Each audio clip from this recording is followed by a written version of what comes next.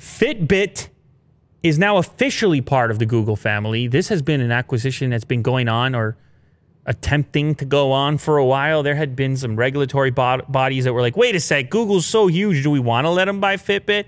Fitbit's one of these little standout companies still existing amongst the various giants. They were like the Spotify in music to the fitness realm.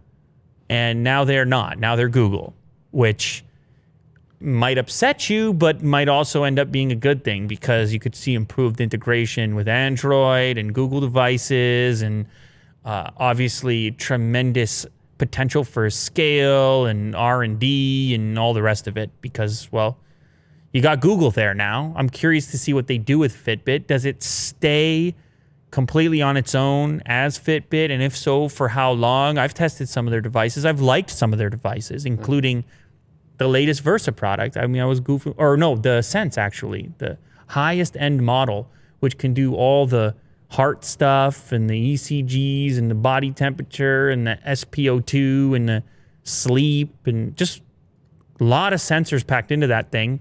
And you know, Google wants to get into the health thing as well.